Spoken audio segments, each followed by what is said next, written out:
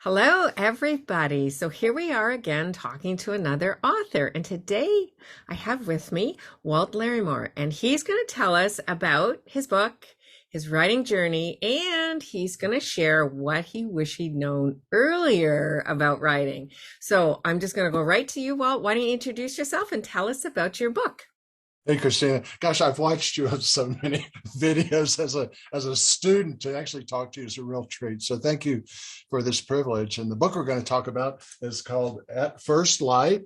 It's a true World War II story of a hero, his bravery, and an amazing horse. And it just came out a couple of months ago, and much of the credit for it rests with you. It'll be fun to talk about that. I'm basically trained as a country doctor. I've been a family physician for all of my career, but began doing some technical writing about 30 years ago. Okay. And some journalistic, I worked in the area of medical journalism for almost 20 years, and then began my book writing, almost 22 years ago. So little snippets of different journeys. Okay. Well, maybe just give us a little bit more about what your story is about. Yeah, it's a story about what I call the forgotten front. Let me illustrate it this way. Have you ever heard of D-Day? Yes. Of course, and that's the northern front of World War II. Nobody knows that the southern front had five major D-Days and two minor D-Days. No. And everyone's heard of Battle of the Bulge, right? No. Nobody knows that the southern front guys had two Battle of the Bulges that were much worse and much more likely to lose the war for the Allies. And many people have heard of the Hurtgen Forest and how terrible the Battle of Hurtgen Forest was. Nobody's heard of the Battle of the Vosges Mountain Forest, which were arguably much, much worse. Mhm. And so this story is about the forgotten Southern Front, but in particular, a hero whose name was Phil Larimore, and he was my daddy. Fantastic. Okay. So first question was, what drove you to write this book? And so that's kind of little family history there. Well, it was, and I was really quite reluctant to get into the book, but the way it started was my my brothers and I grew up in an all boys family, except mom, of course. And we knew that dad had been a military hero. We saw the medals in his office. We saw the pictures that were signed by generals, General Eisenhower and General Young and General Truscott and General McCarr. One of them said to a fighting man, another one said to the bravest soldier I've ever fought with. I mean, so we knew Oh. something was going on, and we knew he was missing a leg. We knew he was an amputee, and that was from the war, but he just, like a lot of those guys, he just never talked about it. Yeah. But then on he and mom's 50th wedding anniversary, it's 1999, I had been asked at our church to speak that year at a July 4th service on why freedom isn't free. And so this anniversary was a couple months before that. And Oh. my brothers and I were sitting around with dad, and I said, Dad, I've got to do this little sermon on why freedom isn't free. Can you tell us a little bit about your war years? And Christina, I guess he just, this nostalgia of the moment, the length of time away, but he opened up and began to tell some stories that were, quite frankly, unbelievable. I mean, we thought he's just spinning tales. He was about saving the Lipizans and getting to know President Truman, getting to know President Eisenhower and General Eisenhower. It's like, yeah. Anyway, he passed away in '03. And when he did, my mom, I'm the oldest boy in our family. So mom gave me his military chest. And in it, we found over 450 letters that he had written home, three history books that had snippets about these stories he told us about Oh my. some of his military paraphernalia, his medals. And so just out of personal interest, I began to, over time, transcribe those letters and those history books into a chronology, but there Mhm. were lots of holes. So I began looking for people he fought with and interviewing them and talking to their children and interviewing them, and read about 250 World War II books and magazines, and then started traveling to different military archive sites around the US and Europe, and finally came up with this book about the forgotten front that nobody's heard about.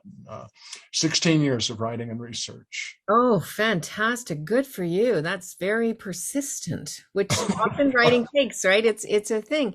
So, what genre would you categorize this book in? Well, it's nonfiction. Yep. It's obviously got war and military history. Okay. It also has, because of you, my dear, a romantic thread that runs through. So it's romance. Okay. It also has animal stories. Its dad was a master equestrian, Okay. and so there's multiple horse stories crescendoing to his top secret mission at the end of the war to go into Czechoslovakia illegally and to find the Lipizans that Hitler had sequestered there, that were literally on the verge of being wiped out by the Russian troops. Okay. So, So just stop there just for a second. Explain to people what a Lipizan is. so the Lipizan stallions, the Lipizan herd, that's the famous dancing horses in Vienna, Austria, probably the most famous of the royal breeds of horses. Beautiful. They're actually a gray horse, but they look white. They're born as little black foals. Oh, I did not know that. Okay, interesting. And then as they age, they get more and more. But that entire breed was on the verge of being wiped out by the Russians, and so he was sent in to save them. So we've got nonfiction, military, war, romance, and animal stories. And as you teach, you need to weave all that together, and that's how it ended up. Okay, so it sounds to me it's narrative nonfiction. Is that a fair? Correct. Okay, so you wrote it as a story. You know, with beginning, middle, and end. So it's a story, but it's nonfiction, which is a very popular genre right now. That it's really picked up in popularity. You know, there's lots of movies like Moneyball and Blindsided, and all by the same guy, but writing narrative nonfiction. So based on a lot of research and a lot of work, and then told in a story format. So one, people remember it better. Yeah. And two, it's very interesting to read in that format. Oh, good for you. Congratulations on that. So that leads to, obviously, it's a very important book for you from a personal perspective. How did you feel when you finished it and you saw it in print? I was exhausted. Okay. I mean, as you know, and any of our viewers who've written, the hardest part of writing is rewriting and rewriting and rewriting.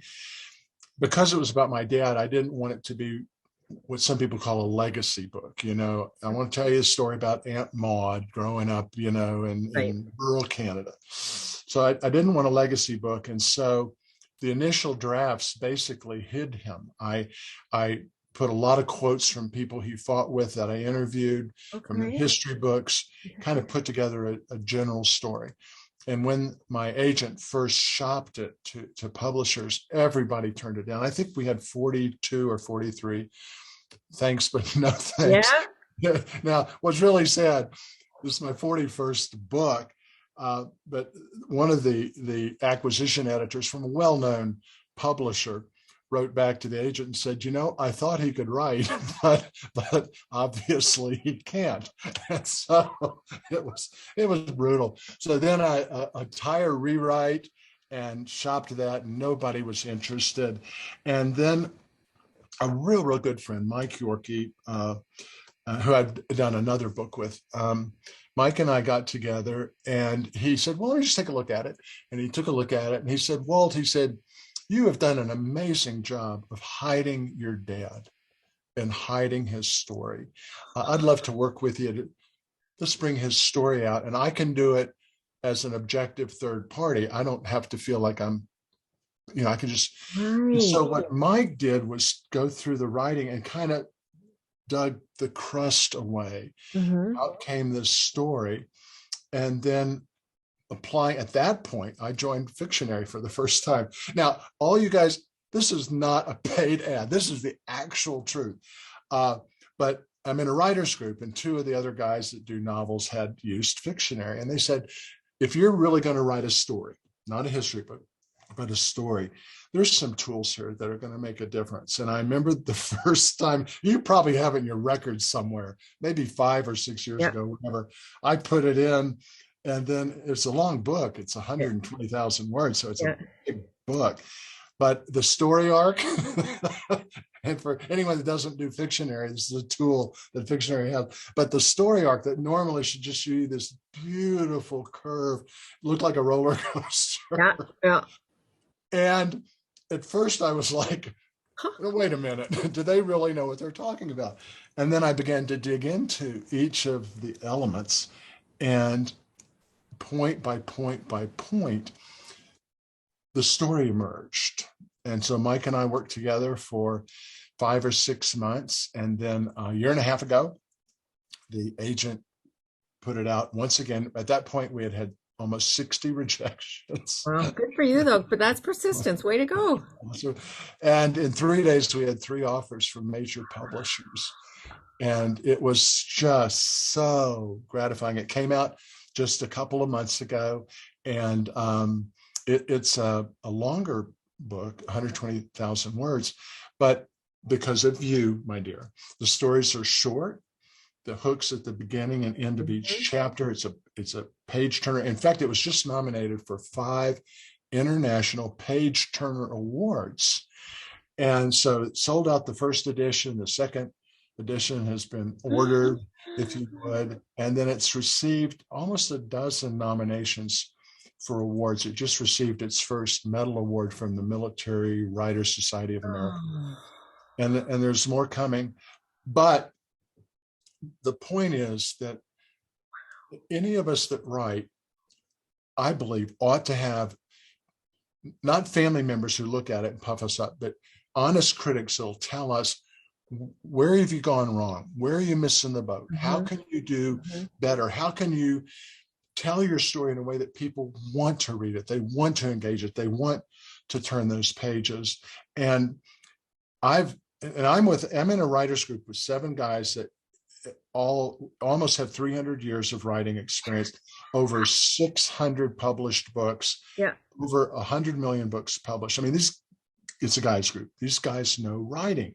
I'm the least published guy in the group. But even they weren't able to cover all of the aspects that happened in Fictionary. And so when we first contacted and you said, would you be willing to talk about your book? I said, no. What I want to talk about is how any of us can take a story and make it better. And if I could, I wanted to tell you something real quick. Sure, go for it. Yeah. Out of personal thanks. So HistoryNet, which is a big history website, just reviewed the book, and they were positive, but they have this little negative, Christina, that I think you're going to love. So the author of the book review says, at first light, shows evidence of thorough research, and Phil Larimore's voice comes through with authenticity in frequent snippets from his letters home. The downside, now here's the negative, the downside, a considerable downside, a considerable one, is that the bulk of the book is built of recreated scenes and dialogue. Larimore's story nonetheless gains power as it proceeds to a moving conclusion. Readers not put off by the novelistic approach of the author will be delighted that they were along for the ride. And I think what she meant, as a historian, she's a historian, what she meant kind of as a negative proves the story of Fictionary. Yeah. That if you can take even the nonfiction piece and weave in a story or stories and learn how to weave them together and use each of the Fictionary elements. Yeah. And don't be defensive. No matter how many books you've written, don't be defensive, and just say, how can this flourish? How can this shine better? And so, thank you. Oh, you're welcome. I mean, you're all the hard work. I just provide some structure and some thoughts around it that It's very exciting for me to hear this story. Like, it's such a fantastic story.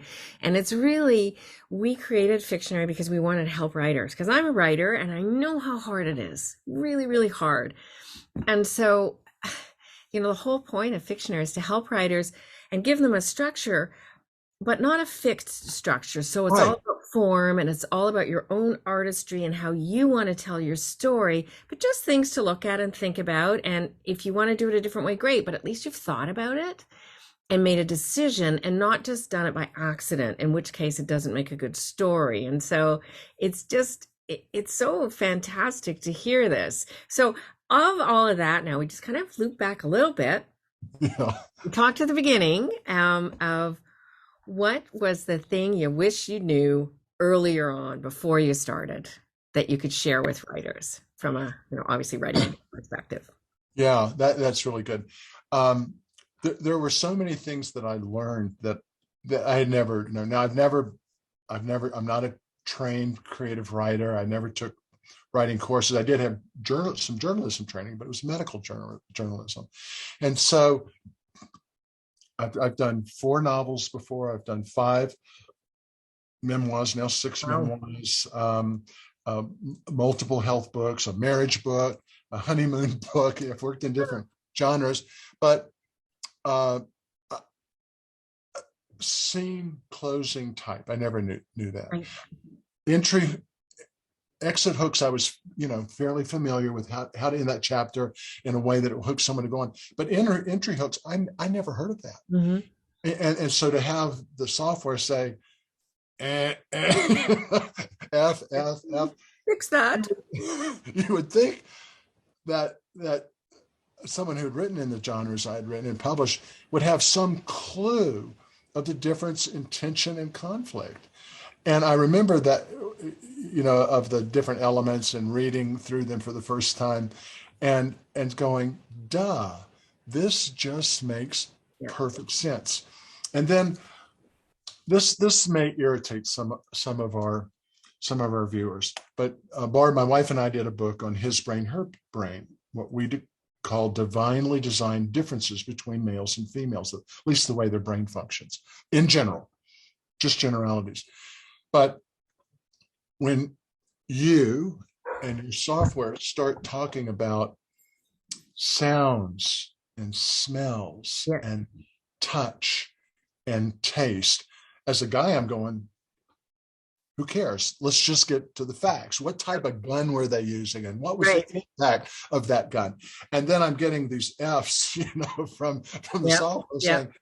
saying, and so this book contains odors and fragrances Mm-hmm. and feelings Mm-hmm. and goosebumps and love and evil and sounds Yeah. and a difference between a smell and odor and a fragrance and tasting and Yeah. touching and even the emphasis on weather.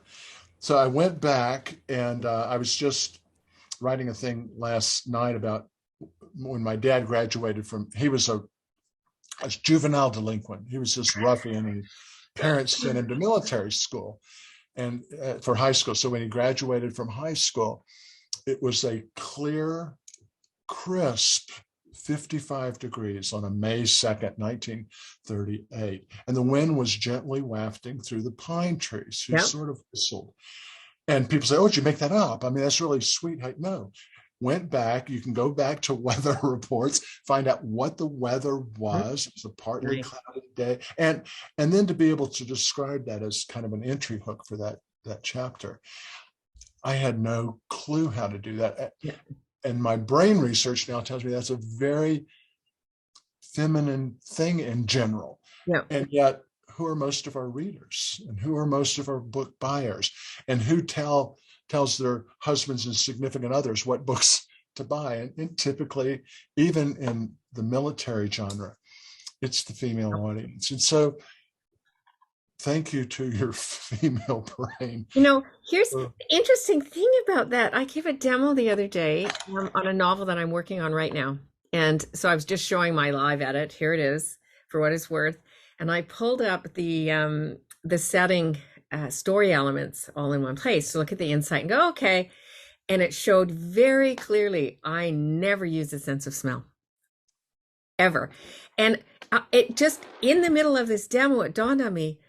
So when I was in my 40s, I got hit in the head and I lost my sense of smell. Oh. And so it's a very unimportant thing to me. So it's a bias that I have that I didn't know as a writer I had until I ran it through my own product and went, I never use smell. Perhaps I should work on that. That it's such a great tool for bringing out memories and things or unpleasantness or whatever. Zero, like not one. So it was kind of my own software to me was an eye opener. We're right in the middle of a live call.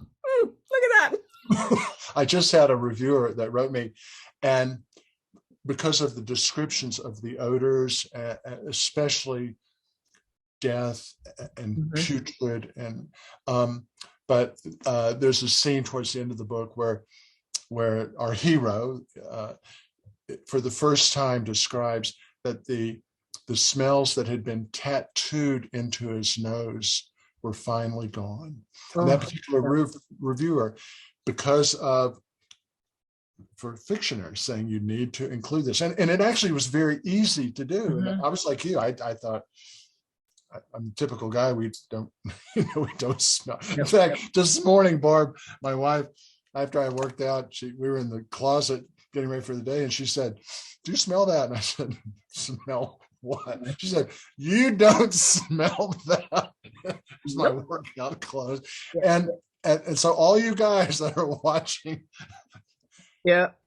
Anyway, it was just another great tip.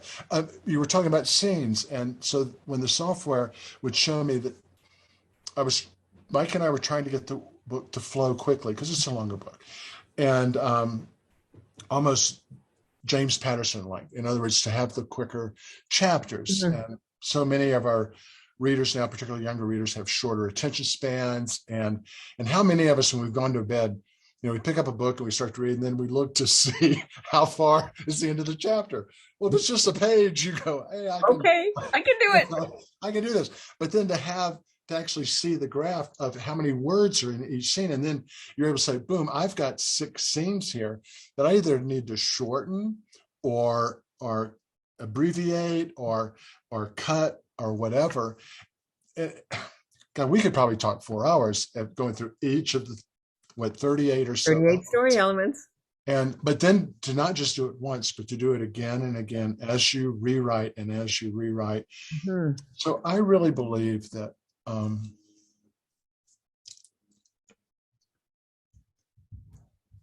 this is in press because you were able to help me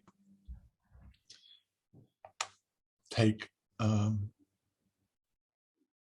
forgotten story and make it a story that people want to read. And so thank you. Well, thank you. I mean, that's very heartfelt. And this is why I started Fictionary, because I genuinely wanted to help other writers in a very practical way that you could actually do something with it and not just here's your theory, which is really nice. Got to know it, but how do you apply it? So, really, thank you for sharing that with us, that stories are important. But I do have one person who says she hates you. Uh-oh. Why? We had a proofreader it was an outsourced proofreader, and she wrote back and she said because she knew that we do Fictionary, she said, "This is killing me," because she didn't have very much to do. Oh, how fantastic. Yep, there you go. Lovely. What a good person to feel negative about it. Good to have one, though. I mean, it's great to have a proofreader that. Now, do you have another book on the go? Well, I do. I actually have 5 in various stages. I'm trying to take a little sabbatical just to do some promotion on this particular book, because military is a different feel, romance is a different feel, and animal stories are different. But so 5 in various stages. I have a memoir series. I've been a family doctor for 45 years, and so the first town that I practiced in was a little town in Western North Carolina called Bryson City. 900 people, 38 Baptist churches. Well, that's a lot. I mean, and one of everything else. Sure. Memoirs, Bryson City books about that are uh, after we moved from Bryson City, we relocated down into Florida, a little town called Kissimmee. And so the last 3 years, I've had two books come out on the Kissimmee years, and they've done well. So the publisher wants a sixth book in that series. I did a book on natural medicines, Yeah. evidence-based book on natural medicines, because there's in our country here in the US, they're non-regulated. Up there where you are in Canada, Health Canada does a great job with the regulations, the supplements to protect consumers, not here in the US. So I did a book on natural medicines for common conditions. In the second edition of that, they would like me to do that. I've got two other potential World War II books that are in process as possibilities. And then as I mature, they say, I had written a book, came out 2 years ago, called Fit Over 50. And That's great.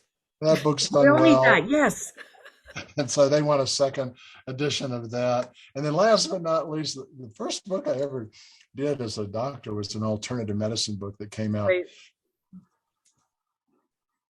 I'm just writing down Fit Over 50. I wanted to get Sorry, I thought you said, wait. No, So, sorry. I just wanted anyway, to write that down so I don't forget that. I know I'm going to watch the video again, but I just wanted to write that down because it's such an important thing. My girlfriends and I all had a joke of fit at 50, fit at 50, fit at 50. No. Our little saying, you got to be there.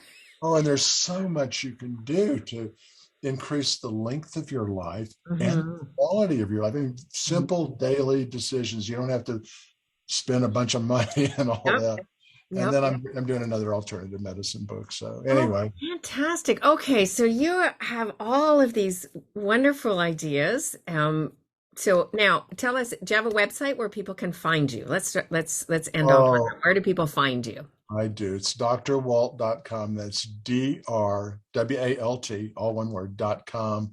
And so information about the books is there, of course. Perfect. And then there's a daily blog, and you can sign up for that. It's free. So I do medical news you can use about 3 days a week. I tell a patient story 1 day a week. I do a book report 1 day a week on what's happening with the books or book reviews or whatever. Sunday, I kind of do an ethical, spiritual type story. Okay. Then another day is just answering questions that people send in. So that daily blog is no charge. Some people say it's worth what it costs. I don't know. Well, it depends what you like and you're interested in. You just ignore that and keep going. Well, and when do you sleep if you're doing all this? Well, actually, I'm really religious about sleep. I did a book for Florida Hospital. It's one of the largest hospitals in the country down in Orlando for the obesity epidemic. And it was called Supersized Kids. I don't think that's a good title, but it was how to protect your family from the obesity epidemic. Right. And one of the surprises for me, I mean, everybody knows about movement and everybody knows about nutrition. But what most people don't know, and I was one of them, is that sleep is that critical third leg of the tripod. And if you don't have good, restful sleep, it can actually damage your health. The hormones change, particularly one called leptin and one called ghrelin. And so Barb and I are both religious. We're in bed early. We both read. We love reading. We read to each other. And then we're up early for our exercise time. So yeah. So anyway, sleep is important. Nice. Writing works its way in, and like most writers, you know this, Christina, you've just got to schedule it. You got to do it. You got to have your place for it. And what I've come to believe is I don't believe there's such a thing as writer's block. I couldn't tell my patients I have medical block. No. I'm not showing up today. I've got medical block. No. Even if you don't want to go in, you get dressed, you shave, you shine your shoes, you go in and you see your patients. Well, writing's that same job, whether you're paid to do it or not. And so I show up at the office and everything else is turned off. Email. Yeah, it's very important that, right? All the alarms, and then you just write. And it comes out really bad. Of course, but you're so right. You have to find that time to actually dedicate and take it and do it. It's like anything. It's like the sleep thing, the exercise thing. You have to decide, Right. I am committing to these things. Now, I get up early because I raise guide dog puppies.